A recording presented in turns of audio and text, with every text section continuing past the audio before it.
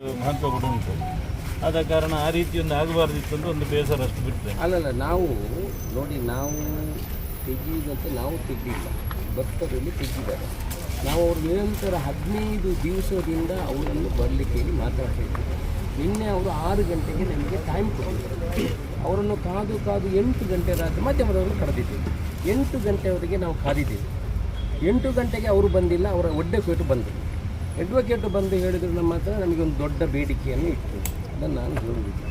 ಆನಂತರ ಅವರು ಹೇಳಿದ್ರು, ನಾವು 1 ತಿಂಗಳಲ್ಲದೆ ತೆಗೆಯೋದಿಲ್ಲ, ನಾವು ಕೋರ್ಟಿಗೆ ಹೋಗ್ತೇವೆ, ಕೋರ್ಟಲ್ಲಿ ಆಗದಿದ್ದರೆ ಮತ್ತೆ ನೋಡುವ ಅಂತ ಹೇಳಿ ಹೋದರು. ಏನು ಮಾಡಬೇಕಂತ ನೀವೇ ಹೇಳಿ. ಇದು 40 ವರ್ಷದಿಂದ ಇದರಲ್ಲಿ ಬಾಡಿಗೆ ಕೊಟ್ಕೊಂಡು ಇದರಲ್ಲಿ ಅವರಿಗೆ ಯಾವುದೇ ದಾಖಲೆಗಳಿಲ್ಲ ಸರ್. ಈ ದೇವಸ್ಥಾನ ಅಭಿವೃದ್ಧಿ ಆಗಬೇಕಾ ಬೇಡವಾ ಅಂತ ಹೇಳಿ ದೇವಸ್ಥಾನ ಅವ್ರ ಹತ್ರ ತಾಳಿ ಹಿಡಿದು ಎಲ್ಲ ಕೇಳಿ ಆಯಿತು. ಆದರೆ ಇವರು ಇನ್ನು ಕೋರ್ಟಿಗೆ ಹೋಗಿ ಈ ಥರ ಮಾಡ್ಕೊಂಡು ಬಂದರೆ ನಮ್ಮ ಅಭಿವೃದ್ಧಿ ಕುಂಠಿತ ಆಗ್ತದೆ.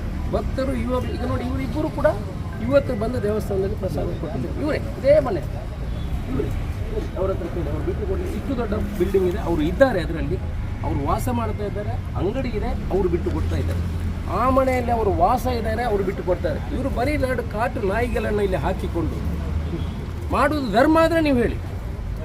ಅವರಿಗೆ ದೇವಸ್ಥಾನದ ಜಾಗಗಳಲ್ಲಿ ಅವರಿಗೆ ಇನ್ನೂ ಕೊಡಬೇಕು ಅಂತ ಪುತ್ತೂರಿನ ಜನತೆ ಹೇಳಿದರೆ ನಾವು ದೇವಸ್ಥಾನವನ್ನು ಕೊಟ್ಟು, ನಾವು ತಪ್ಪು ಮಾಡಿದರೆ ನೀವು ಹೇಳಿ. ನಿನ್ನೆ ಮಧ್ಯಾಹ್ನ ನಮಗೆ ಸಿಕ್ಕಿದ್ರು. ಸಿಗುವಾಗ ನಾನು ಮಧ್ಯಾಹ್ನ ಹೇಳಿದ್ರು, ಯಾಕಂತ ಹೇಳಿದ್ರೆ ಅಭಿವೃದ್ಧಿ ವಿಚಾರದಲ್ಲಿ ಎಲ್ಲರೂ ಇದು ಮಾಡ್ತಾ ಇದ್ದಾರೆ, ನಮ್ಮದೇನಿದಿಲ್ಲ.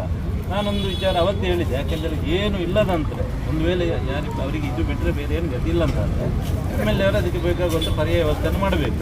ಯಾರಿಗೆ ವ್ಯವಸ್ಥೆ ಉಂಟು ಅಂಥವರಿದ್ದರೆ ಅವರು ಅದನ್ನು ದೇವಸ್ಥಾನಕ್ಕೆ ಬಿಟ್ಟು ಕೊಡಬೇಕು. ಅಭಿವೃದ್ಧಿ ವಿಚಾರದಿಂದ ಇದನ್ನು ಮಾಡಬೇಕಂತ ಹೇಳಿದ್ರು. ಹಾಗೆ ನಿನ್ನೆ ಮಧ್ಯಾಹ್ನ ನನ್ನ ಹತ್ರ ಹೇಳಿದರು, ಮಾತಾಡುವಾಗ ಈಗ ಹೇಳಿದರು, ಇಲ್ಲ ಅದನ್ನು ಬಿಡ್ತೇವೆ ನಾವು ದೇವಸ್ಥಾನಕ್ಕೆ ಅಂತ ಹೇಳಿದರು.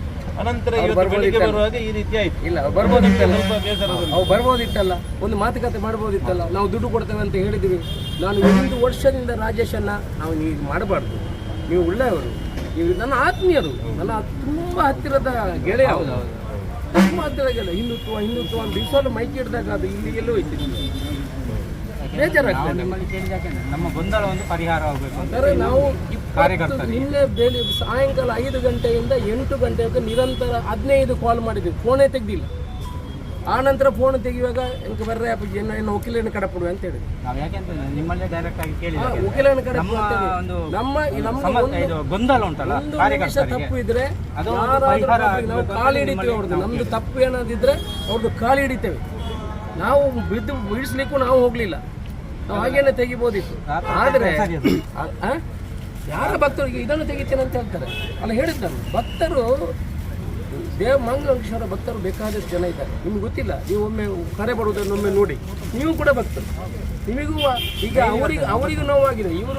ಇವರನ್ನು ಪುಕ್ಲಾಯಿಸಿ ಕೋರ್ಟಿಗೆ ಕಳಿಸಿದ ಅವರಡಿ ಕೋರ್ಟಿಗೆ ಕಳಿಸಿ ಸ್ಟೇ ಸಿಗ್ತದೆ. ಇವರಿಗೆ ಒಂದು ಪೀಸ್ ಪೇಪರ್ ಇಲ್ಲ ಸರ್, ಒಂದು ಪೀಸ್ ಪೇಪರ್ ಇಲ್ಲ. ಯಾವ ಇಷ್ಟು ವರ್ಷ ಬಾಡಿಗೆ ತಿಂದು ಒಳ್ಳೇದಾಗಲಿಲ್ಲ, ಮನೆ ಕಟ್ಟಲಿಲ್ವಾ, ಇನ್ನು ಬಿಟ್ಟು ಕೊಡಲಿಕ್ಕೆ ಆಗೋದಿಲ್ಲ ಅಂತ ನೀವು ಒಂದು ಚಂದ ಕಾಣೋದಿಲ್ಲ ಅಂತ ಯಾರಾದರೂ ಹೇಳಿ, ಇದರಲ್ಲಿ ತಪ್ಪಿದ್ರೆ ಯಾರಾದರೂ ಹೇಳಿ, ನಾವು ಒಪ್ಪಿಕೊಳ್ತೇವೆ.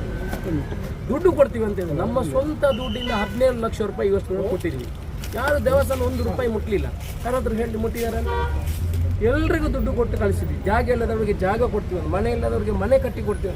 ರಾಜೇಶ್ ಬನ್ನವರು ಮನೆ ಗೃಹಪ್ರವೇಶಕ್ಕೆ ನಾನೇ ಇದ್ದೆ, ಮಧ್ಯಾಹ್ನವರೆಗೆ ಕೂತು ಬಂದವನು ನಾನು. ನನ್ನ ಅತ್ಯಂತ ಒಳ್ಳೆಯ ಸ್ನೇಹಿತ. ಅವರು ಯಾಕೆ ಈ ರೀತಿ ಮಾಡಿದ್ರು ಅಂತ ಗೊತ್ತಿಲ್ಲ. ಅವರನ್ನು ಇನ್ನೂ ಕರಿತೀವಿ ನಾವು. ರಾಜೇಶ್ ಬನ್ನು ಇನ್ನೂ ವಿರೋಧ ಇಲ್ಲ. ಅವ್ರಿಗೆ ಏನು ನಮ್ಮ ಇದರಲ್ಲಿ ಬಾಕಿಯವರಿಗೆ ಕೊಡ್ತೀವೋ ಅಷ್ಟು ಪರಿಹಾರವನ್ನು ಯಾವತ್ತೂ ನಾವು ಕೊಡಲಿಕ್ಕೆ ತಯಾರಿದ್ದೇವೆ, ಯಾವತ್ತೂ ಕೊಡ್ತೇವೆ. ನೀವು ಬೇಕೇ ಅವರಿಗೆ ಇಷ್ಟು ಕೊಡಿ ಅಂತೇಳಿ ಅಷ್ಟಂತೆ 30 ಲಕ್ಷ ಕೊಡಲಿಕ್ಕೆ ಅಲ್ಲ ಹೇಳಿದ್ದು. ಅವರಿಗೆ ಇಷ್ಟು ಪರಿಹಾರ ಸಿಗಬೇಕು, ಬಾಕಿ ಯಾರಿಗೆ ಪರಿಹಾರ ಸಿಕ್ಕಿದೆ ಅಷ್ಟು ಪರಿಹಾರ ಕೊಡಬೇಕಂತ ಹೇಳಿದ್ರೆ ಇವತ್ತು ನಾವು ಬದ್ಧರಿರ್ತೇವೆ.